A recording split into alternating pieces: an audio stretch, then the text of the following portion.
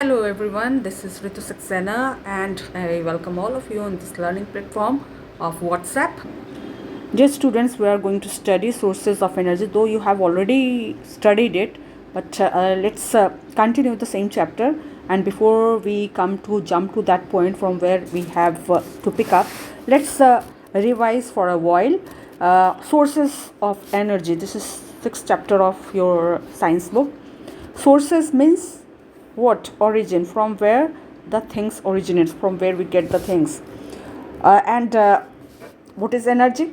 Right from the beginning you are studying up till now, you must be having the clear understanding capacity of doing work. That is here written, capacity of doing work. Like you are listening, you are sitting, you are studying, or I am teaching, all these things requires energy.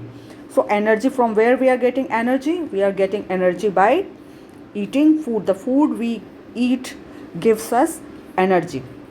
But here in this context, in this chapter, what we are going to study, that is, we have learned about different forms of energy, like mechanical में क्या आता है? Kinetic and potential energy. Heat energy, class 7 में you have studied heat energy, chemical energy, electrical, light, sound, nuclear energy, and so on. These are all interconvertible. Interconvertible means it converts one from one form to the other form. That is what law of conservation of energy. Law of conservation of energy, that you know that energy neither can be created nor it can be destroyed. It will be, so it cannot be destroyed. So, and we need energy for all activities like baking cake, baking chapatis. कौन सा energy चाहिए? Heat energy. Heat energy कहाँ से आएगा? Chemical energy, that is LPG से आएगा. LPG कहाँ से आएगा? ये आएगा नेचुरल गैस, पेट्रोलियम से आएगा. तो यही चैप्टर में हम लोग कल पढ़ना है कि कैसे हम लोग को मिलेगा एनर्जी का सोर्स क्या है. ठीक है, तो let's move to the next part. All forms of energy that we use every day are stored in different ways in various sources of energy. We already know that substance which produce heat on burning in air are called fuels. Here we are going to study fuel. Whatever, all forms of energy like heat energy, light energy, sound energy, all these energies are stored in different ways in different sources of energy. Like solar energy, source of solar energy is sun, isn't it? So and what is fuel? Now let's understand fuel. That substance which produce heat on burning in air are called fuel. So if we burn paper, it will emit heat or not? Or can we consider paper as a fuel? Burning paper will emit heat, of course. जलाएंगे तो heat तो निकलेगा, emit होगा ही. लेकिन क्या हम लोग can we consider this paper as fuel? No, we cannot consider. Why? Let's see why we cannot consider paper as fuel.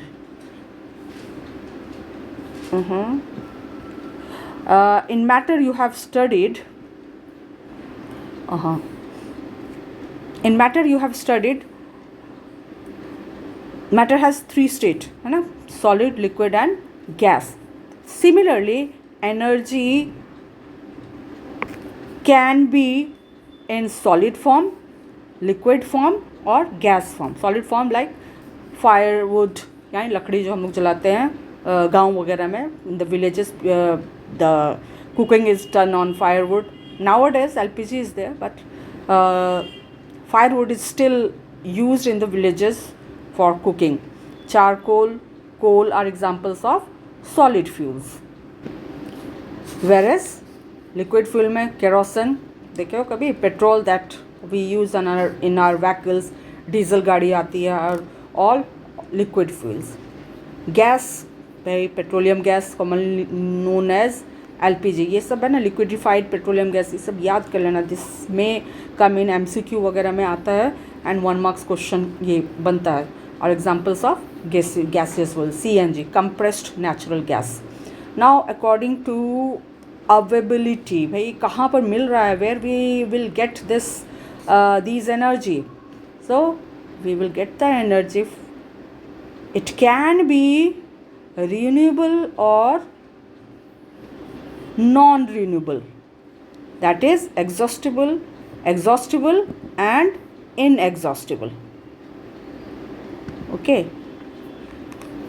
so renewable source of energy is a natural resource. Now tell me, what is source and resource? Source, from where we get the thing, शुरू में ये चीज़ हम लोग discuss किए थे. And resource कि ये जो सोर्स है उसको किसी पर्पस के लिए यूज़ किया जाए, देन इट इज़ रिसोर्स. जैसे कि एनर्जी हम लोग कौन सा सोर्स हम लोग का क्या हुआ, अगर हम लोग सोलर एनर्जी यूज़ कर रहे हैं तो, और सन से हम लोग को सोलर एनर्जी का सोर्स क्या हो गया, सन. और उसको अगर हम किसी पर्पस के लिए यूज़ कर रहे हैं, लाइक अगर हम लोग कुकिंग करने के लिए यूज़ कर रहे हैं, then it become resource that can be replenish मतलब खुद से ही वो दोबारा से रेडी हो जाता है यूज़ होने के लिए. रेप्लेनिश मतलब दोबारा से रेडी हो जाना. Itself naturally over a short period of time. Renewable मतलब वो अपने आप ही शॉर्ट पीरियड ऑफ टाइम में खुद से बन जाए, खुद से वो रीयूज़ के लिए अवेलेबल हो जाए. विंड, सन, बायोमास क्या होता है भाई, जो भी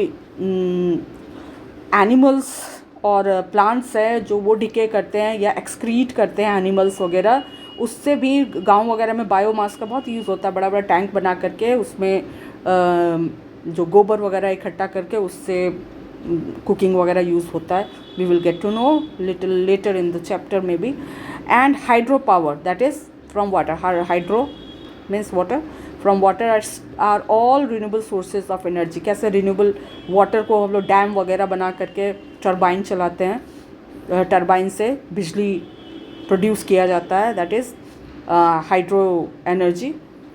these are inexhaustible natural resource, मतलब ये ख़त्म नहीं हो सकता है, ख़त्म नहीं होता, बार बार यूज़ किया जा सकता है. So this is inexhaustible natural resources. Now non-renewable energy sources which get used up and cannot be replaced or replenished in a short period of time are called non-renewable. अब ये क्या क्या चीज़ है भाई, fossil fuel. What is fossil fuel? Fossil is, पहले तो ये बताओ fossil क्या होता है. Fossil is the remains of plants and animals. और ये फ्यूल कब बन गया, जब ये हम लोग आगे जब कोल के बारे में पढ़ेंगे, पेट्रोलियम के बारे में, तब हम लोग इसको और डिटेल में डिस्कस करेंगे. तो फॉसिल फ्यूल क्या है, petroleum, natural gas and coal are non renewable sources of energy. क्यों भाई, क्योंकि फॉसिल फ्यूल को बनने में मिलियंस ऑफ ईयर्स लगता है. मिलियन में कितना ज़ीरो होता है, ज़रा बताओ, how many zero.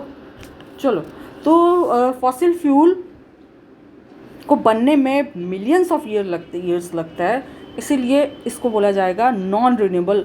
And because it can exhaust, मतलब ख़त्म हो गया तो तुरंत बनना आसान काम नहीं है. So this is non renewable source. Now reasonable good estimate of the quality of a fuel can be attained through what is known as calorific value. Now what is calorific value? The answer is given here only. The calorific value of a fuel is the amount of heat obtained from it when a unit mass of this fuel is completely burnt out under ideal condition. और ideal condition का भी यहाँ पर बात कर लेते हैं. What is ideal condition? तो जो ideal condition होता है, आइडियल कंडीशन जो है कि केमिस्ट्री या साइंस में जब हम लोग बात करते हैं तो एक प्रॉपर प्रेशर एंड टेम्परेचर में, ये नहीं कि बहुत प्रेशर है टेम्परेचर, एक प्रॉपर एक डिफाइंड टेम्परेचर और प्रेशर में जब किसी चीज़ को जलाया जाता है, when the experiment is performed और in this case the fuel is burned, then it is called ideal condition. मतलब एक्स्ट्रा कुछ नहीं देना या एक्स्ट्रा कुछ लेना नहीं है। इसका एक टिपिकल एक सेट स्टैंडर्ड रहता है, standard pressure and temperature. For example the calorific value of coal is 30,000 kilo joule and that of wood is 20,000 kilo joule. मतलब अगर उतने ही अमाउंट में कोल को जलाया जाए तो 30,000 किलो जूल एनर्जी प्रोड्यूस होगा, और वुड को जलाया जाएगा तो 20,000 किलो जूल एनर्जी प्रोड्यूस होगा। तो विच वन विल, इसमें ज़्यादा एनर्जी प्रोड्यूस हो रहा है, इसमें इसका कैलोरीफिक वैल्यू ज़्यादा है, इसीलिए this coal will be better fuel than wood. Now fossil fuel, let's understand fossil fuel. Fossil fuel आजकल के at present most of our energy needs are met through non-renewable energy source, mainly fossil fuel, that is petroleum. Just see around yourself, सारी गाड़ियाँ और generator और train journey, aeroplane, everything depends on this fossil fuel, जिसके कारण जो middle east countries है ना, वहाँ पर खूब तेल के कुएँ होते हैं, जहाँ पर इसी कारण ये रिच कंट्रीज़ भी बने हुए हैं, because of good reservoir of petroleum, that is fossil fuel. Okay, तो फॉसिल फ्यूल्स बनता कैसे है, चलो ज़रा इसको देखते हैं। Fossil fuel are so called because they were formed over a period of millions of years by the action of heat from the earth core and pressure from the rocks and soil and the remains of dead plants and animals. So story अगर हम लोग कहें fossil fuel का, story of fossil fuel, तो it is believed that millions of years ago the ground below the forest was split open. कुछ ऐसा हुआ कि फॉरेस्ट पूरा का पूरा दब गया by natural forces such as earthquake और वोल्केनोज, किसी मतलब ऐसा कुछ नेचुरल डिज़ास्टर या कुछ हुआ होगा जिसके कारण पूरा का पूरा फॉरेस्ट उस ग्राउंड के बिलो ग्राउंड में दब गया। तो फॉरेस्ट में क्या सिर्फ अकेला सिर्फ पेड़ पौधे रहते हैं? नहीं, forest is a complete entity, उसमें बहुत सारे एनिमल्स और other this is forest are biodiverse, है ना, फॉरेस्ट आर बायोडाइवर्स। तो फॉरेस्ट के साथ सारे जो उसमें जानवर और भी जो अदर लिविंग बींग्स थे वो सारे भी अंदर दब गए। द फॉरेस्ट गॉट बरीड, और वो सरफेस के अंदर दबते चले गए। दस द प्लांट्स हैड, जो भी प्लांट्स और एनिमल्स रहे, they do not have any contact with the oxygen, और उसके बाद उसके ऊपर सक्सेसिव लेयर्स ऑफ सेडिमेंट्स उसको सील करते चले गए, ऊपर के ऊपर मिलियंस ऑफ ईयर्स को लगा। और उसके अंदर जब जो फॉसिल फ्यूल होता है ना, एक्चुअली ये एकदम रॉक पूरा सॉलिड जो बन गए, और उसके साथ जो लिक्विड सिक्रेट हुआ, जो अगर हम लोग कोयला की बात करें तो वो पूरा जो फॉसिल फ्यूल है एकदम रॉक के फॉर्म में चेंज हो गए। तो दिस इज़ फॉसिल फ्यूल। और फॉसिल फ्यूल में क्या हुआ, not only if I'm saying rock, it means the solid state. So but here we are getting in liquid form. What we are getting in liquid form? That is LPG, that is petroleum. Simply we will write here petroleum. That is crude oil. Let's move to the next part. Wood as fuel. Here is one question. There may be one confusion that wood is non-renewable source of energy, but it is renewable source of energy. Mind it, wood is a major renewable source of energy. How it is renewable? भाई एक बार forest को तो एक लकड़ी जलाने के बाद तो वो वापस तो हम लोग नहीं बना सकते हैं, उस लकड़ी को वापस नहीं ला सकते हैं। लेकिन क्या होता है कि forest we can regenerate, afforestation करके हम लोग और लकड़ियाँ बना सकते हैं। इसको बनाने में मिलियंस ऑफ ईयर्स नहीं लगेंगे। Forest will take to the maximum 5 to 10 years or 20 years. In this time duration, forest and trees can be regrown, वापस से उसको उगाया जा सकता है। So wood is a renewable natural resource. The combustion of wood is currently the largest source of energy. अभी आज के डेट में कितना भी हम लोग कोशिश करते हैं कि भाई सारे लोग एलपीजी यूज़ करें, मतलब लकड़ियाँ ना जलाएं, लेकिन फिर भी आज के डेट में it is the largest source of energy. Wood can be used for cooking and heating. It may occasionally be used in the steam engine, लेकिन आजकल थोड़ा कम ही ये सब चीज़ ऑब्सोलेट है, बट ओकेजनली मतलब कभी कदार लकड़ी का यूज़ हो सकता है steam engine and steam turbines पर. The combustion of wood produces heat which can be put to a variety of uses. However, it also produce other gases. अब देखो जब combustion होता है यानी जब जलता है तो what is combustion? Combustion is a chemical process. It is a chemical process. क्या होता है भाई chemical process में? इस chemical process में when a substance, कोई भी substance है वो rapidly react करता है ऑक्सीजन के साथ और खूब सारा हीट जनरेट करता है. Combustion is a chemical process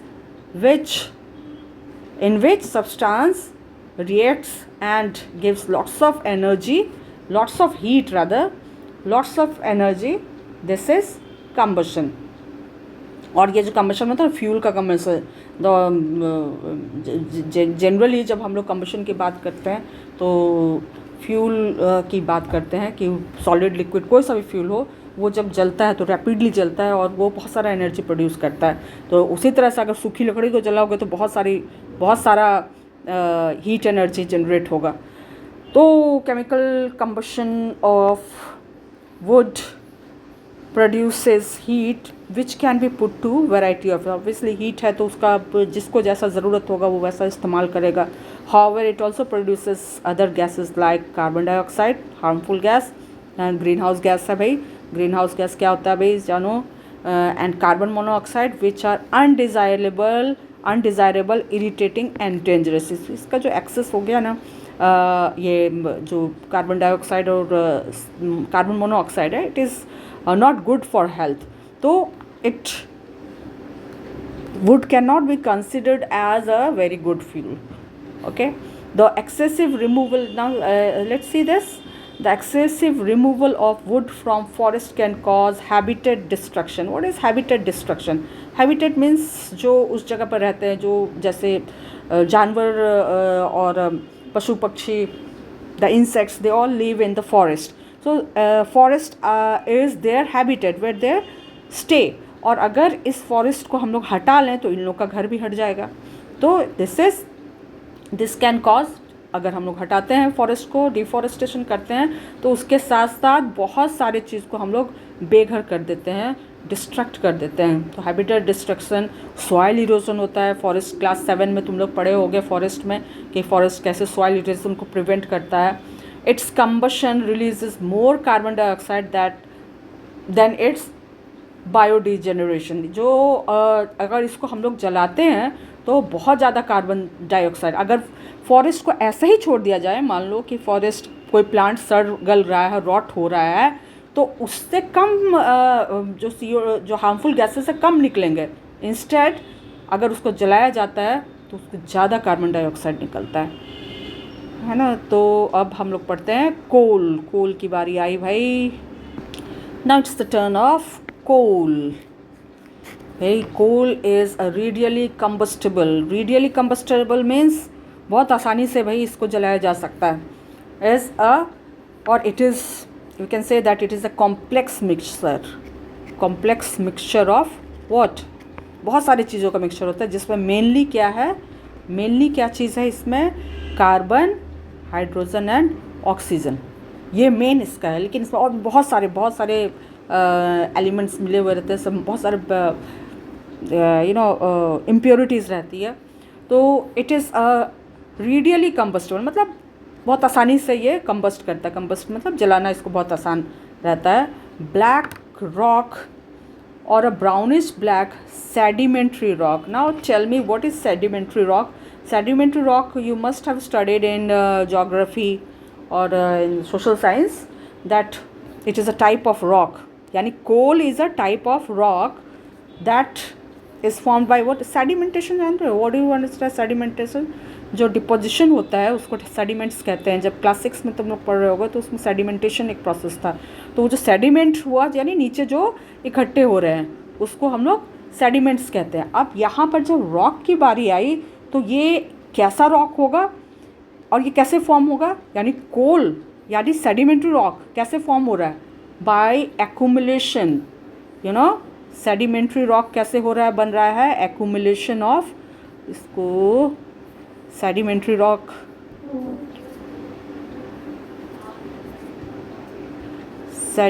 rock बन रहा है एक्यूमुलेशन और डिपोजिशन, एक्यूमुलेशन और deposition of what, deposition of minerals और ऑर्गेनिक पार्टिकल्स। ऑब्वियसली ये तो ऑर्गेनिक पार्टिकल्स से ही बना है। डिपोजिशन ऑफ मिनरल्स और ऑर्गेनिक, डिपोजिशन ऑफ ऑर्गेनिक और मिनरल्स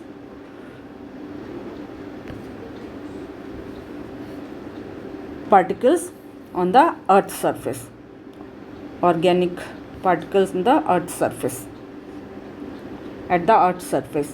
और उसके बाद फॉलोड बाय सीमेंटेशन, मतलब सीमेंटेशन ये लॉक हो जाता है, मतलब ये जो एक्यूमुलेशन हुआ deposition of what, organic material जो डिपोजिशन हुआ वो सीमेंटेड हो जाता है, मतलब वो मतलब एयर के कांटेक्ट से दूर हो जाता है।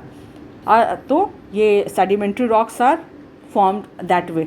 The coal is one of the fuels that has been used for cooking food. However, it produces a lot of smoke and foul smelling gases which causes air pollution. गाँव वगैरह में जाओ सवेरे सवेरे सबके जो गैस जो कोयला जलाते हैं एक अलग तरह का खुशबू या महक आता है, जिसको यहाँ पर फाउल स्मेलिंग गैसेस बोला जा रहा है। एंड स्मोक, बहुत सारा धुआं निकलता है, अगर गीला हो तो और धुआं निकलेगा। तो इसमें भी कोल का भी डिफरेंट टाइप्स है।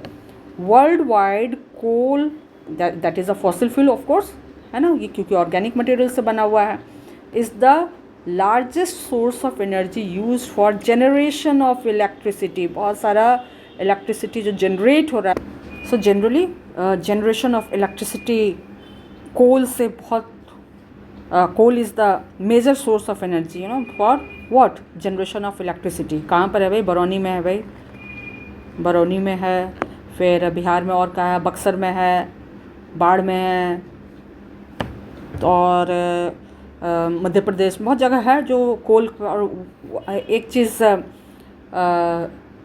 चलो हम लोग आगे पढ़ते हैं। Okay occurrence, how coal occurs and is there any difference in their quality?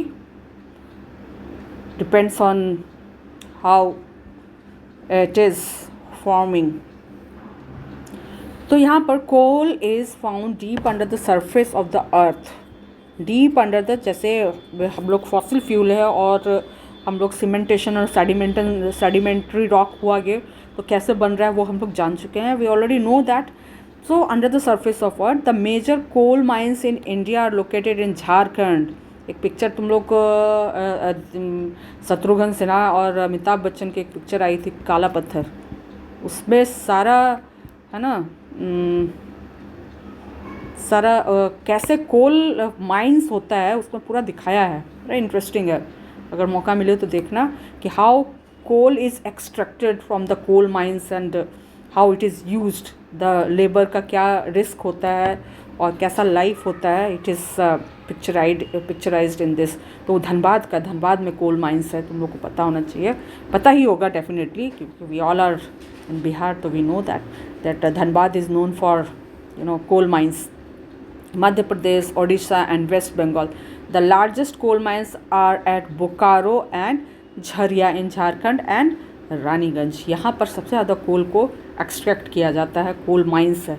Deep down under वो कुछ बना लिफ्ट टाइप का ट्रॉली बना रहता है, and then they go down and extract the coal.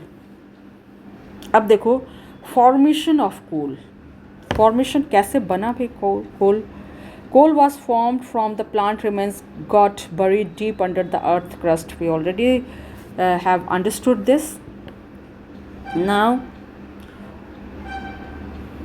over the large period of time, the chemical and physical properties of this plant remains were changed through the geological action that led to creation of this solid material. अब ये geological action क्या हुआ भाई? Geological action, geo means earth. So earth के surface पर जो action हो रहा है, जैसे ट्रांसपोर्टेशन हो रहा है, डिपोजिशन हो रहा है, एरोशन हो रहा है, रिवर फ्लो कर रहा है तो उसमें पावर है, उसके फोर्स है, उसके वेलोसिटी है, और केमिकल रिएक्शंस जो हो रहे हैं, दैट इज़ जियोलॉजिकल एक्शन. तो कैसे हो रहा है? Over the period, large period of time, the chemical and physical properties of this plants remains were change through geological action that led to the creation of the solid material and the conversion of dead plants materials into coal is carbonization. तो भाई ये carbonisation कैसे हुआ? अब definitely अगर ये plant एक forest है, ये दब गया, इसके एक लेयर के कुछ कैलामिटी आया, इसके नीचे ये दब गया, इसके ऊपर एक और लेयर आया, फिर एक और किसी चीज़ का लेयर आया, और मिलियंस ऑफ ईयर में इसके ऊपर लेयर पर लेयर, तो इसके ऊपर क्या होगा? खूब सारा प्रेशर आएगा, खूब सारा प्रेशर और हीट भी आएगा. अर्थ क्रस्ट के नीचे से हीट आएगा, प्रेशर आएगा, और अब ये लगातार जो डिपोजिशन हो रहा है, जो कंटिन्यूस डिपोजिशन हो रहा है, तो ये एयर के कांटेक्ट से हट जाएगा.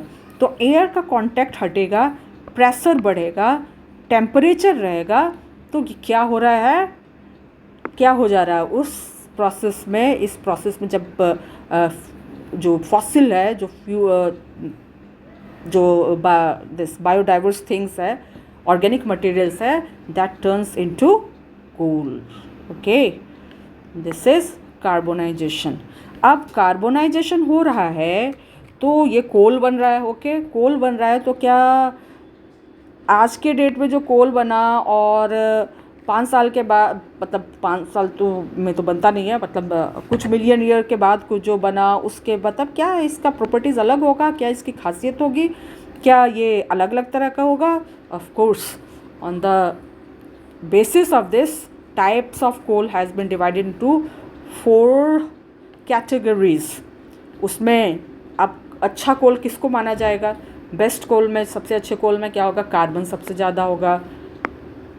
बेस्ट कोल, अच्छे कोल की प्रॉपर्टी क्या होगी कि इसमें मॉइस्चर नहीं होगा, मतलब आवाज़ ये जलेगा अच्छी तरह से, खूब सारा हीट एनर्जी देगा, कार्बन कंटेंट ज़्यादा रहेगा, तो इसकी क्वालिटी क्या होगी? चलो तो आगे पढ़ते हैं. Depending on the temperature and pressure condition and time period of which fossil remained buried on the surface of earth, different varieties of coal have been formed. मतलब जो सबसे नीचे का कोल होगा और सबसे ज़्यादा प्रेशर में होगा, ज़्यादा जिसमें कार्बन कंटेंट होगा, वो बेस्ट टाइप का कोल होगा.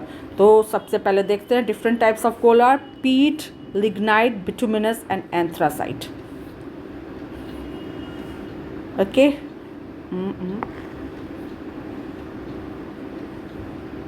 now see the picture. Let's understand the picture. What is there in the picture? मतलब ये ताज़ा है भाई, अभी ये बड़ी पूरी तरह से नहीं हुआ, पूरी तरह से इसको प्रेशर और हीट और बहुत सारा चीज़ नहीं मिला है, तो इसको बोला जा रहा है ये जो कोल बना ये पीट हुआ. तो क्या हुआ? This different type of coal differ from each other in terms of their content of volatile. What is volatile? Means that can change into gas. मतलब वो उड़ जाता है, जैसे कपूर है ना, वोलाटाइल होगा. कपूर, कैम्फर को अगर हम लोग छोड़ते हैं तो वो अपने आप से ख़त्म हो जाएगा, तो वो हट जाता है, तो वोलाटाइल है कि उस पर differ from each other in terms of their content और volatile material and the percentage of carbon, moisture and other element present in them. तो ये सारा चीज़ डिसाइड करे कि उसमें क्या वोलाटाइल मटेरियल है और उसमें कार्बन कंटेंट क्या है, कितना मॉइस्चर है. उसमें ऑब्वियसली अगर ये ऊपर की तरफ पीठ है तो इसमें बहुत सारा मॉइस्चर होगा इसमें, तो ये उतना अच्छा कोल नहीं कहलाएगा. अगर मॉइस्चर ज़्यादा होगा तो वो जलेगा तो खूब सारा धुआं देगा. तो इट वोंट बी कंसिडर, इसमें कार्बन का कंटेंट कम होगा क्योंकि कार्बोनाइजेशन जो हो रहा है, कार्बोनाइजेशन एयर के एब्सेंस में हो रहा है, तो ये तो डायरेक्ट बहुत एयर के नज़दीक में बहुत कम टाइम के लिए ये एयर के कांटेक्ट में नहीं है, तो इसको हम लोग अच्छे कोयले के कैटेगरी में नहीं डालेंगे। तो ये दिस इज़ ऑफ ओनली 30% का। Peat is a soft brown substance that is made of only 30% of carbon. It is the earliest stage during the formation of coal. मतलब ये अभी ऊपर में है, फिर इसके ऊपर और लेयरिंग आएगा तो ये बन जाएगा लिग्नाइट। और लेयरिंग होगा तो और प्रेशर बढ़ेगा तो ये बन जाएगा लिग्नाइट। और उसके बाद इसके जो नेक्स्ट स्टेज होगा ये, और इसके ऊपर ऑब्वियसली इसके ऊपर फिर से पीट आएगा, फिर ये और नीचे दबेगा, इस पीट का प्रेशर इसके ऊपर आएगा नीचे से इसको, और अगर एयर के कांटेक्ट में है तो गर्मी भी, टेम्परेचर भी बढ़ेगा तो ये और नीचे दबेगा। तो इस फॉर्म में ये क्या हो जाएगा, बिटुमिनस। बिटुमिनस को 2 कैटेगरीज में डाला गया है, बिटुमिनस एंड सब बिटुमिनस। तो अब बिटुमिनस, अब देखो यहाँ पे बिटुमिनस है, इसके ऊपर कौन सा आ रहा है, लिग्नाइट का प्रेशर आ रहा है, पीट का प्रेशर आ रहा है।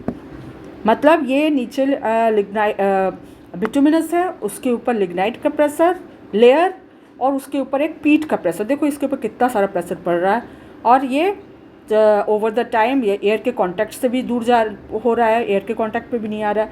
अब इसके बाद जस्ट सी एंथ्रासाइट के ऊपर कितना सारा प्रेशर पड़ रहा है, इसके ऊपर प्रेशर और कितना चीज़ का पड़ रहा है, बिटुमिनस का पड़ रहा है, लिग्नाइट का पड़ रहा है और पीट का पड़ रहा है। और इतना प्रेशर पड़ने के बाद ये एयर के कांटेक्ट भी नहीं है, तो ये सबसे अच्छा कोयला बनता है anthracite. Let's see, lignite has a carbon content of about 38%। उसमें कितना था, what was the percentage of 30%? ना, सी हियर 30% पीट एंड 38% लिग्नाइट, एंड बिटुमिनस कोल में 65% कार्बन आ जाता है। इसका यूज़ कहाँ पर हो रहा है भाई, it's the lowest grade, it's the earlier, ये peat is the earliest stage during the formation of coal. और ये जो है इसको, मतलब ये अर्लियर स्टेज है, इसको कोल बोला भी नहीं जा रहा है, फॉर्मेशन ऑफ कोल बोला जा रहा है। मतलब yes can be, but it has very less percentage of carbon, so it is not a good fuel. तो लिग्नाइट इसके सेकेंड है, इसका लो ग्रेड, ये लोएस्ट ग्रेड है, ये सबसे कम क्वालिटी वाला कोल है, and it has been use mainly for electric power generation. जो अभी हम लोग पढ़े thermal power generation, thermal plant में ये सब यूज़ होता है। Bituminous coal has about 65% of coal, यानी 30 and then 35 and then 65। It is use for power generation and making another type of fuel called coke. इसके बारे में हम लोग पढ़ेंगे, ठीक है। तो anthracite is hard coal and contains over 90% of carbon. मतलब इसमें सबसे ज़्यादा कार्बन कंटेंट है। It is the best quality of coal, it is regarded as the highest grade of quality. ये सबसे नीचे में है, तो ये ज़्यादा टाइम भी लगा है बनने में, ज़्यादा प्रेशर, और इसमें ये इसका क्वालिटी बहुत बढ़िया होता है। This is anthracite. And the next important thing is destructive distillation and it's product. हाँ भाई, ये तो बहुत इम्पॉर्टेंट है इस चैप्टर का, destructive distillation. What is the need of destructive distillation? By the way, destructive distillation इसलिए ज़रूरी है क्योंकि बहुत सारा जो कमर्शियली इम्पॉर्टेंट कंपाउंड्स है ना, जैसे कमर्शियली इम्पॉर्टेंट कंपाउंड क्या है, कोक है, हाँ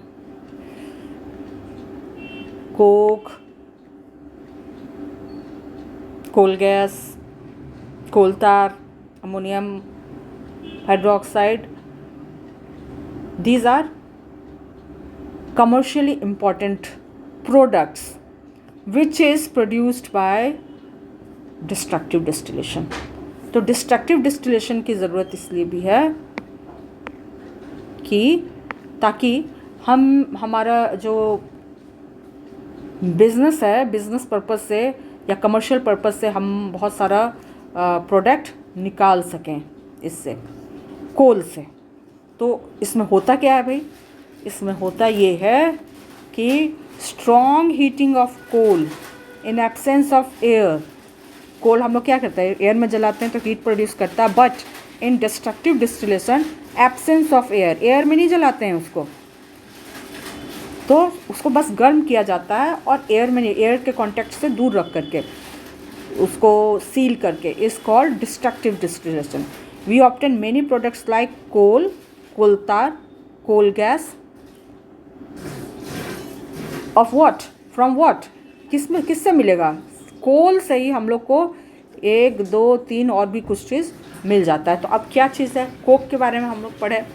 Coke is a hard porous, porous क्या होता है, पोरस लाइक ब्रेड, देखो ब्रेड में बहुत सारा पोर्स रहता है, तो coke is also porous substance. तो ये डोमेस्टिक पर्पस के लिए यूज़ हो सकता है क्योंकि ये पोरस है और अच्छे क्वालिटी का इसको फ्यूल भी माना जाएगा, उसमें एयर पास कर सकता है तो अच्छी तरह से जलेगा भी। It is used as domestic as well as industrial fuels in stove and furnace, भट्टी वगैरह में यूज़ होता है। इट गिव्स लिटिल और no smoke, very good fuel.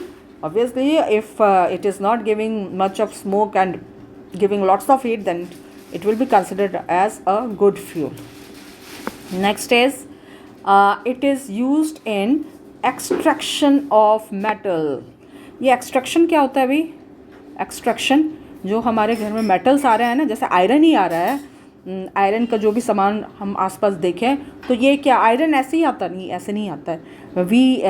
It is extracted from mines, iron और माइंस है जो उड़ीसा वगैरह में है, वहाँ से एक्सट्रैक्ट करते हैं। तो ये कोक का यूज़ होता है मेटल को एक्सट्रैक्ट करने में, मतलब हाई हीट करने में उसको यूज़ होता है। It can be use to make fuel gases like water gas and water gases क्या, CO plus carbon monoxide plus hydrogen, इन दोनों को इसको फ्यूल गैस बोला जाता है।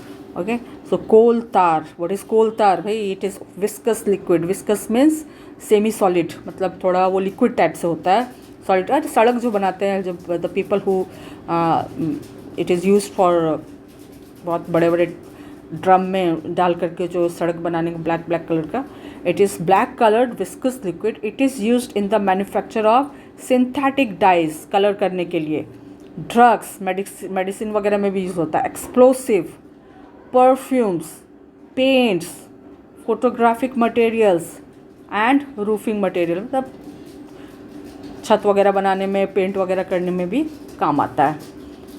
Now coal gas, coal gas क्या है भाई, coal gas is an inflammable gas, inflammable means जलने वाला, ज्वलनशील। It is an inflammable gas, it is used as domestic fuel, मतलब घर में भी यूज़ होता है, एंड इंडस्ट्रियल फ्यूल यूजुअली। अब ये कोल गैस कहाँ पर निकलेगा, जहाँ पर कोल माइन होगा, कोल माइन कहाँ पर होगा, जहाँ पर भी ये डिस्ट्रक्टिव डिस्टिलेशन हो रहा है, तो वैसे जगह पर इस कोल गैस का इस्तेमाल होगा जो वो नियर बाई एरिया होगा, है ना। तो जहाँ पर भी कोल प्रोसेसिंग है, जहाँ पर डिस्ट्रक्टिव डिस्टिलेशन हो रहा होगा, उसी के आसपास कोल गैस का इस्तेमाल हो सकता है। मतलब ये नहीं है कि आप कहीं काफ़ी दूर जगह में इस चीज़ को हम लोग domestic fuel as a use कर सकते हैं। Now next is Hi Ram. Okay, destructive distillation is important part of this chapter. And what is destructive distillation, or why we need it? We need it to get coke, coal tar, coal gas. These are used for commercial purpose. इसी कारण हम लोग को destructive distillation की ज़रूरत है, और इसको हम लोग people use it for commercial purpose की ये सारा चीज़ हम लोग को मिल सके। तो what is coke, coke is a hard and porous substance. Porous means you have seen bread में बहुत सारा पोर्स होता है, तो कोक भी क्या है, वो थोड़ा पोरस होता है, हल्का रहेगा, वो उठाने में हल्का रहेगा क्योंकि पोरस है। Hard and porous, its main uses are listed below. It is used as domestic as well as industrial fuel in stove and furnaces, and it gives little or no smoke. Obviously, if it is not giving much of the smoke, then and giving lots, अगर furnace में use हो रहा है तो obviously it is giving much of the heat, so it is a good fuel. अब देखें next क्या है, एंड इसका क्या चीज़ इसमें इसका क्या यूज़ होता है भाई, extraction of metal. What do you understand by extraction of metal? जो भी आयरन वगैरह जो हम लोग यूज़ कर रहे हैं या मेटल्स, चाहे वो गोल्ड हो, सिल्वर हो, ये सारे मेटल्स को ना एक्सट्रैक्ट जो किया जाता है, वो ऐसा नहीं है कि कहीं पर गए और वो प्योर फॉर्म मिल जाता है। वो एक्चुअली जो इसका जो ओर में से ओर होता है, मेटल का ओर होता है जिसमें से मेटल्स एक्सट्रैक्ट किया जाता है। तो उस पर्पस के लिए भी हीटिंग के पर हीट करके जो एक्सट्रैक्ट किया जाता है, तो it is also used in extraction of metal. से माइंस वगैरह में, माइंस से मेटल एक्सट्रैक्ट किया जाता है। It can be use to make fuel like water gas and coal tar. Coal tar is what is a black coloured viscous liquid. Viscous means semi solid. वो जो सड़क बनाने में देखे होंगे, वो बड़े बड़े ड्रम से वो ब्लैक कलर का जो फ्लूइड टाइप का चीज़ जो पोर करते हैं सड़क को बनाने में, दैट इज़ कोल तार। अब इसका पर्पस देखो, इससे हम लोग तो बस कोल देखते हैं कि भाई सड़क पर ही बन रहा है, लेकिन सड़क बनाने के ही काम मेनली नज़र आ रहा है, लेकिन इसको क्या क्या चीज़ में यूज़ किया जाता है? Synthetic die, drugs, medicine industries में भी यूज़ किया जाता है। फार्मास्यूटिकल्स का जो यूनिट्स रहते हैं उसमें यूज़ किया जाता है। एक्सप्लोसिव में यूज़ होता है। Perfume, plants, photographic materials and roofing material, छत वगैरह को भी पेंट वगैरह करने के इस्तेमाल में लाया जाता है। Now coal gas. What is coal gas? And it is an inflammable gas. Inflammable means that can easily catch fire. ज्वलनशील लिखा रहता है ना बड़े बड़े टैंक पर, जो पेट्रोल वगैरह जो कैरी करते हैं उसमें लिखा रहता है इनफ्लेमेबल, हाईली इनफ्लेमेबल, मतलब दूर रहने के लिए, केयरफुल रहने के लिए, क्योंकि बहुत आसानी से आग पकड़ सकता है। It is used as domestic fuel. Coal gas को डोमेस्टिक फ्यूल, तो क्या तुम्हारे घर में कोल गैस यूज़ हो रहा है? नहीं, we are not using coal gas. Why? Because हम लोग का जो घर है वहाँ हमारे घर के आसपास जो भी कोल प्रोसेसिंग यूनिट नहीं है। जहाँ पर कोल प्रोसेसिंग यूनिट होगा वहीं के आसपास as a domestic fuel coal gas use होगा। Now let's move to the next part. Now this is the important part of this chapter, that is petroleum. Petra मतलब रॉक से जो तेल निकाला जाता है। Petra means rock and oleum तेल। तो petroleum is oil which is extracted from the rock.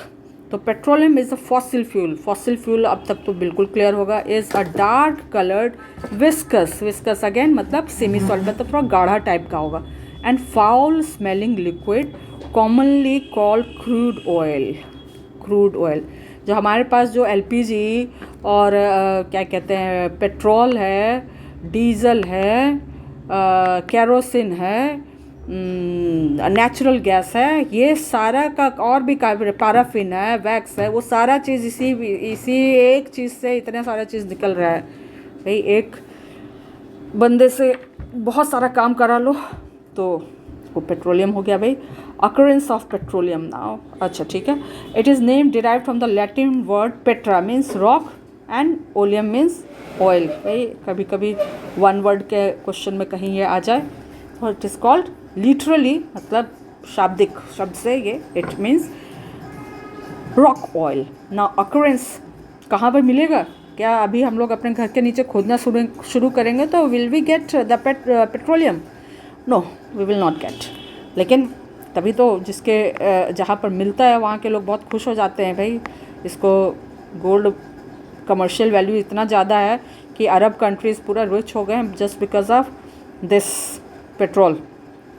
Now occurrence, अब देखो अकरेंस कहाँ पर हो रहा है इसका। Petroleum is found at the moderate depth. Moderate depth मतलब ज़्यादा गहराई में जहाँ पर मिलना रहेगा ना। अगर तुम 500 मीटर तक अपने घर के नीचे खोद सकते हो तो मिलना रहेगा, तो इतने ज़्यादा अंदर जाने की ज़रूरत है। 1/2 किलोमीटर to 2 किलोमीटर, मतलब हॉरिजॉन्टल नहीं जाना, डीप डाउन जाना है to dig the earth crust को डिग करना 500 मीटर to 200 मीटर, मतलब आधा किलोमीटर से 2 किलोमीटर के बीच में पेट्रोल अगर मिलना रहेगा तो मिल जाएगा between 2 layers of impervious rock. Impervious rock means कि ये पूरा सीमेंटेड रहा ना, इसके आर पार कुछ आना जाना नहीं, totally blocked, no contact of air and water, मतलब वाटर भी नहीं जा सकता, एयर भी नहीं जा सकता, impervious rock, two layers of, मतलब एक ऊपर भी रहेगा एक नीचे भी रहेगा। अगर नीचे नहीं रहेगा तो भाई क्या होगा भाई, ये सारा नीचे ही चला जाएगा। All petroleum gas will go deep down, और ज़्यादा डीप डाउन हो जाएगा तो ये वाला डिस्टेंस बढ़ जाएगा, तो ऐसा नहीं है। ये टू इम्परवियस रॉक के बीच में क्या मिलेगा हमें, petroleum gas, petroleum not gas, petroleum. अब कैसे, क्या इसका अरेंजमेंट है? Petroleum deposits are usually found mixed with salt water. Salt water, water भारी होता है भाई, petroleum being lighter than salt water floats over, saline water के ऊपर पेट्रोलियम फ्लोट करेगा, and gas obviously it is lighter. तो जहाँ पर पेट्रोल को जो एक्सट्रैक्ट किया, that is what it is said, जो निकाला जाता है, रिग वगैरह कुछ एक सेटअप रहता है, तो जहाँ पर से पेट्रोलियम निकलता है वहाँ पर सबसे पहले खूब प्रेशर के साथ सबसे पहले गैस निकलता है। कौन सा गैस, कौन सा गैस निकलेगा? नेचुरल गैस, क्योंकि ये अगर ये इम्परवियस रॉक के बीच में है, और इसमें अगर ये इम्परवियस रॉक है, और देखो द अरेंजमेंट, सलाइन वाटर सबसे भारी हुआ, वाटर इज़ बिंग हैवियर, फिर पेट्रोलियम उससे हल्का हुआ, और नेचुरल गैस एकदम हल्का हुआ। अब ये दोनों इम्परवियस रॉक के बीच में दबा हुआ है, तो अब जो ड्रिलिंग होगा गैस इस पेट्रोलियम के पास जाने के लिए, तो कितना जाएगा, हाफ किलोमीटर टू 2 किलोमीटर के रेंज में डिग करना पड़ेगा, यानी ड्रिल करना पड़ेगा। ये जो ड्रिलिंग होगा तो सबसे पहले बहुत स्पीड के साथ क्या निकलेगा, नेचुरल गैस निकलेगा, देन पेट्रोलियम। ओके, तो petroleum deposits are usually found mixed with salt water, petroleum being lighter than salt water floats over the natural gas. Okay, floats over. Natural gas is found above the petroleum. It is trapped between the rock cap and the petroleum layer. ये petroleum layer हुआ और ये rock cap हुआ, इन दोनों के बीच में क्या फंसा हुआ है, natural gas। अब ये जो हमारे पास पेट्रोलियम आया, तो क्या सीधा पेट्रोलियम लाएं और अपने गाड़ी के व्हीकल के टैंक में डाल दें? No, it can not be put that way कि भाई पेट्रोलियम जो मिला वो क्रूड होता है, उसमें बहुत सारे इम्प्योरिटीज़ होता है, बहुत सारे अनडिज़ायर्ड चीज़ होते हैं, सब्सटेंसेस होते हैं, that needs to be refined, मतलब उसको साफ़ करना ज़रूरी होता है। जैसे अगर हम लोग एक दूध से ही हम लोग बहुत सारा पनीर, अगर हम एक एग्जांपल लेते हैं मिल्क, तो मिल्क से हम लोग क्या निकाल सकते हैं, बटर निकाल सकते हैं, घी निकाल सकते हैं, और छेना बना सकते हैं, और क्या, मतलब एक मिल्क का क्या क्या प्रोडक्ट हो सकता है। उसी तरह से पेट्रोलियम का भी रिफाइन करने पर, उसको क्लियर साफ करने पर बहुत सारे प्रोडक्ट्स निकलते हैं। Let's see what are the products. Now various material, okay, petroleum is a mixture of various materials which are separated from one another and are used for different purpose. अलग, जैसे पनीर को दूध का अलग यूज़ है, हम लोग दही को हम चाय में नहीं बना सकते हैं, तो ये अलग अलग चीज़ों का अलग अलग यूज़ है। The process of separating different components of petroleum into their various uses is called refining petroleum. So is called refining of petrol. अब रिफाइनिंग ऑफ पेट्रोल क्या है, जो ऑयल रिफाइनरी कहाँ पर है भाई, बरौनी में है, मथुरा में है, हल्दिया वेस्ट बंगाल में है, तो वहाँ पर पेट्रोल जो रिफाइनरी होता है वहाँ पर काम क्या होता है, यहाँ पर क्या होता है कि जो प्रोसेस है, इंडस्ट्रियल प्रोसेस है। Refining of petroleum is a industrial process जहाँ पर crude oil is transformed into what, into useful products, are refined into useful products such as, क्या चीज़ में, क्या क्या चीज़ में भाई, हम लोग इसका जो डिफरेंट प्रोडक्ट अभी पढ़ेंगे तब पता चल जाएगा कि क्या क्या चीज़ निकल रहा है। गैसोलीन निकल रहा है, डीजल निकल रहा है, एसफॉल्ट निकल रहा है, kerosene, liquefied petroleum gas, these are all the products of refinery. So refining of petrol is a very important part of this chapter which will help us to know how the different products of petroleum are coming to us and how much they are useful. Let's see. Petroleum, due to obviously petrol का तो इतना commercial use है कि कुछ कहा नहीं जाए, due to कि आजकल पेट्रोल के डीजल का दाम बहुत बढ़ रहा है और उसी के ऊपर पूरा जो कमर्शियल महंगाई उसके ऊपर बहुत डिपेंड कर रही है. जहाँ पेट्रोल का दाम महंगा होता है सारे चीज़ के दाम महंगे होने सारे चीज़ का प्राइस राइज करने लगता है. क्यों भाई? क्योंकि पेट्रोल की वजह से वो जो है ट्रांसपोर्टेशन चार्ज बढ़ जाता है, जिसके कारण गुड्स और चीज़ों के दाम बढ़ते हैं. Due to great commercial importance petroleum has often been called liquid gold. एक क्वेश्चन आ सकता है 1 मार्क का कि विच इज़ कॉल्ड, उसका दूसरा पेट्रोलियम को हम लोग और क्या कर सकते हैं. It is often called as liquid gold. We give below the list of its main product and the main uses of each of them. देखें क्या क्या चीज़ है भाई. Let's see. Residual oil. Residue मतलब जो बचा हुआ, रेसिड्यू जो बच जाता है. So first product is residual. जो बचा हुआ तेल जब रिफाइन होता है तो उसके बाद जो मटेरियल बच जाता है, दैट इज़ जो बचा हुआ जो प्रोडक्ट है, that is residual oil and it is further separated into following product, that is asphalt. The black sticky solid, वही जो सड़क पर जो बनता है, सड़क यूज़ कर पेंट करने वगैरह का यूज़ आता है. तुम लोग देखे होंगे कि इलेक्ट्रिक पोल्स को नीचे से पूरा कोट कर दिया जाता है. कोट करके क्यों? ताकि वो रस्ट ना लगे. क्योंकि in standard 6 you must have studied about this कि भाई रस्टिंग, अगर उसको कोट कर दिया जाए तो रस्ट नहीं लगता है और वो कोरोशन से बच जाता है. तो it increase the longevity of the iron. That is paraffin wax. It is a white semi-solid which is used often as grease. It is also used for making Vaseline, ointments and candles. This is paraffin wax. Lubricating oil. सारे engine oils में ये डाला जाता है भाई, lubricating oil. Lubricate means जो उस machine को स्मूथली रन करने में हेल्प करता है, lubricate करता है. It is viscous मतलब semi solid oil used for lubricating machines. Next is fuel oil. ये बॉयलर मतलब बड़े बड़े भट्टी जो है उसमें यूज़ होता है fuel oil. Diesel. It is use to run generator and heavy vehicles. जो बसेस ट्रक्स वगैरह है ना, सब डीजल से चलते हैं. बहुत सारे कार्स भी डीजल से हैं. वो जो कार्स डीजल से चलते हैं दोज आर लिटिल महंगा कार, यू नो, क्योंकि डीजल कंपेरेटिवली पेट्रोल से सस्ता होता है. तो this is used for heavy vehicles. Kerosene. It has been used as a domestic fuel as well. Lantern, गांव वगैरह में लैंटर्स यूज़ किया जाता है, तो इसको डोमेस्टिक. पहले स्टोव आता था, एक टैंक बना रहता था स्टोव में, उसमें फ्यूल मतलब केरोसिन के लिए जगह बना रहता था और एक पंप रहता था और उसमें से ये जो केरोसिन ऑयल है वो as a domestic fuel use किया जाता था. आजकल थोड़ा कम, आजकल काफ़ी कम हो गया. Most of the people are using LPG these days, but 15-20 years back this was the major cooking domestic fuel of the middle class family.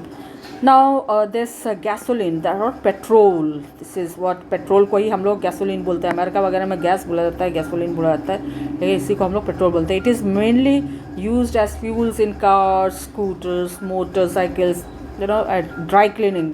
कभी कपड़े को जब तुरंत धुल के आता है तो सूंघे उसमें पेट्रोल का महक आता है. Highly refined petrol aviation fuel is used as aeroplanes. Okay.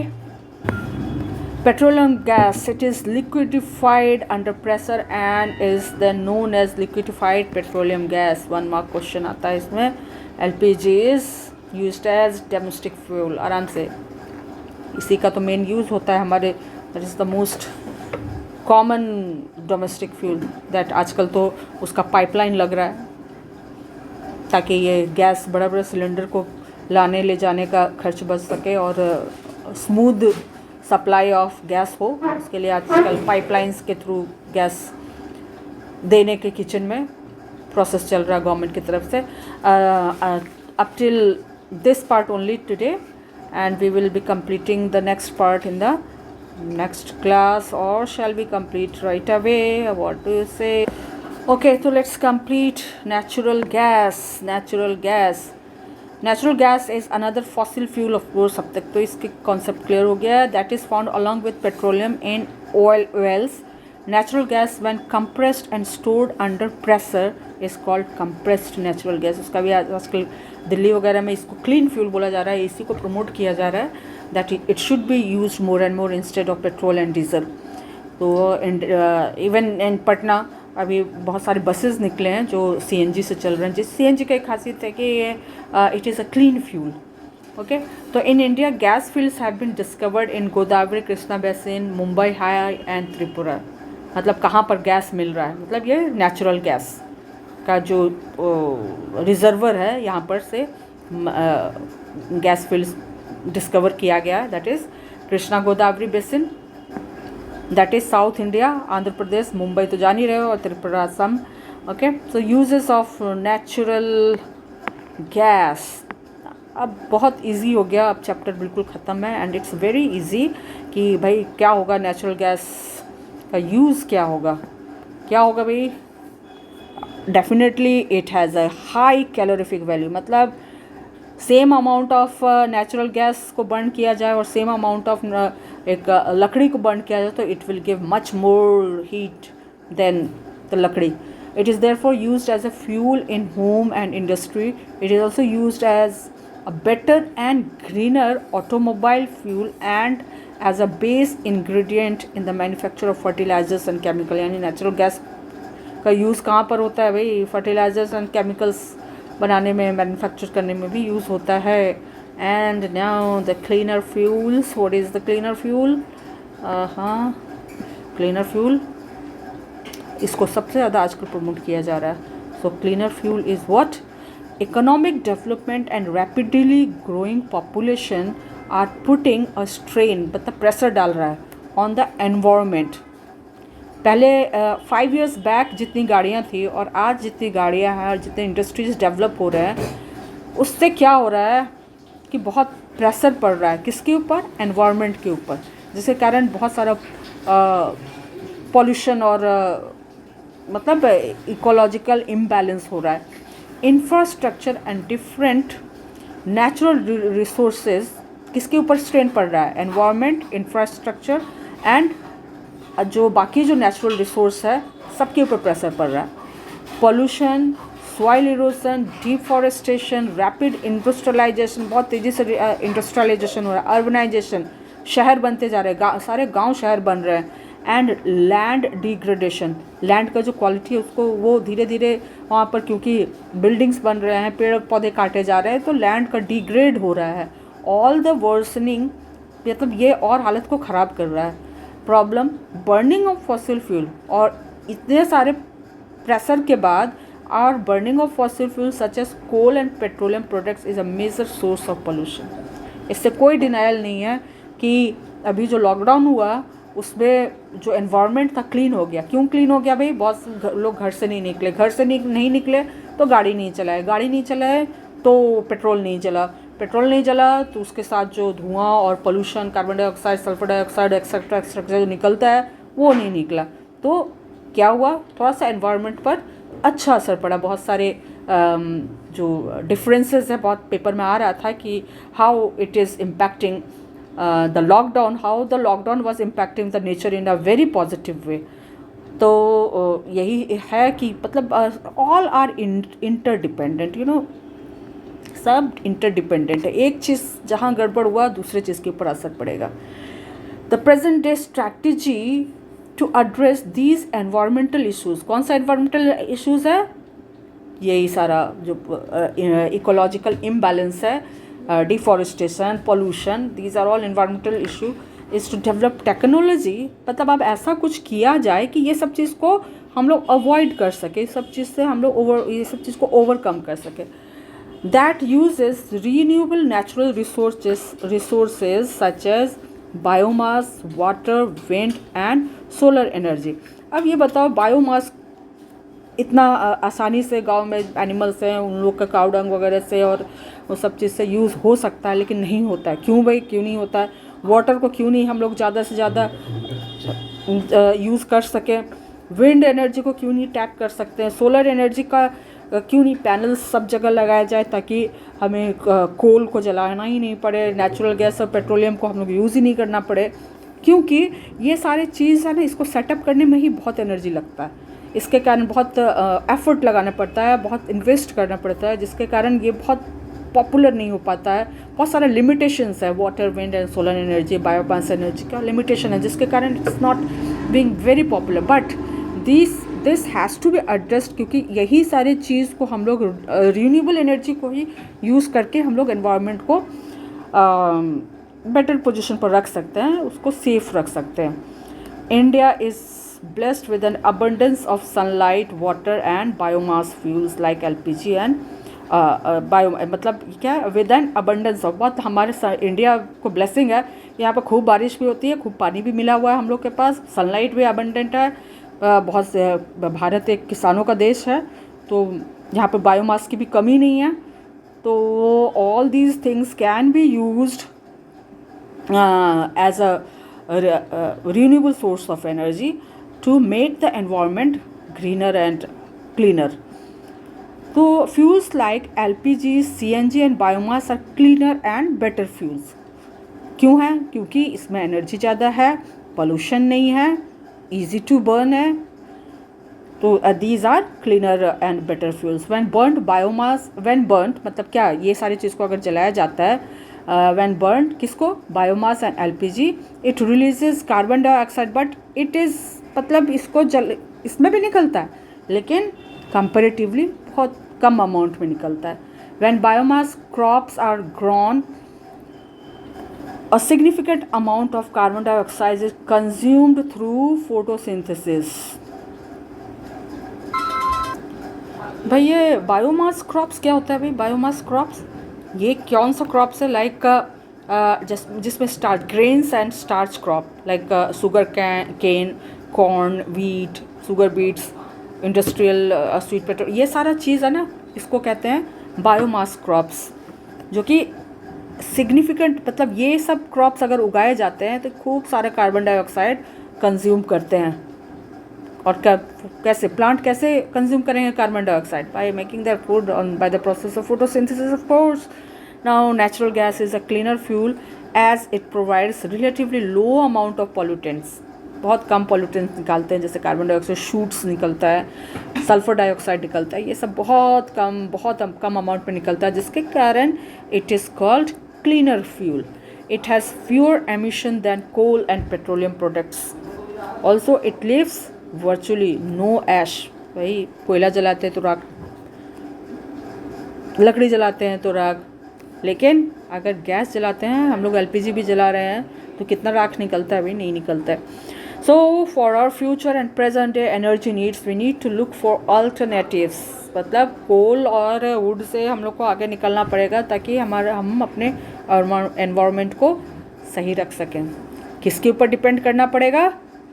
we have to find out ways to tap solar energy, tidal energy। tidal energy कहाँ पर भाई? जो समुद्र में बहुत टाइड्स आते हैं, जिसको एनर्जी में कन्वर्ट किया जा सकता है, करते हैं, लेकिन इसका भी फिर अगेन इसका सेटअप वगैरह करना बहुत महंगा होता है। अपार्ट फ्रॉम दिस हम लोग जो लैंड लॉक्ड एरियाज़ है वहाँ पर ये नहीं, ये वहीं पर हो सकता है जहाँ पर समुद्र हो और टाइड्स स्ट्रॉन्ग हो, वहाँ पर ये यूज़ हो सकता है, लेकिन यूज़ तो ऑफ कोर्स हो सकता है। तो जियोथर्मल एनर्जी, जो अर्थ के नीचे से जो गर्मी आ रही है उसको यूज़ किया जाए। हाइडल एनर्जी यानी पानी से जो हम लोग बिजली बनाएं, एंड विंड एनर्जी मतलब पानी को यूज़ करें एनर्जी के लिए, एंड विंड एनर्जी, ये सारा जो है ना रीन्यूएबल सोर्स ऑफ एनर्जी है, और इसको हम लोग को एक्सप्लोर और find out, we need to find out more ways of using these renewable source of energy. This will help to protect the environment and reduce the risk of global warming. What is global warming? Global warming क्या है भाई?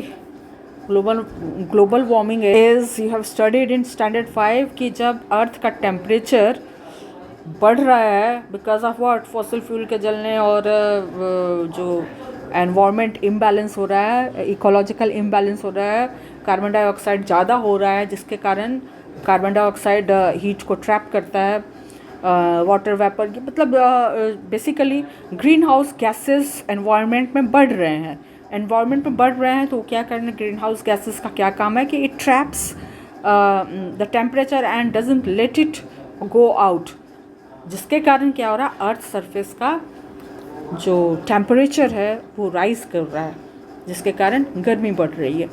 तो हम लोग को environment को protect करने के लिए ग्लोबल वार्मिंग को रोकना होगा। और वो कैसे रोका जाएगा, अगर हम लोग फॉसिल फ्यूल का कम से कम यूज़ करें, है ना। The further fossil fuels are then more likely to be available for, apart from this, अगर हम ही लोग सारा यूज़ कर लें तो आने वाले जनरेशन के लिए क्या बचेगा भाई। तो हम लोग उसका सोच समझ के यूज़ करें और आने वाले जनरेशन के लिए भी कुछ छोड़ के रखें, that is very important. And this is what this chapter is all about, and we will continue the discussion in the next class. Thank you. Have a nice time.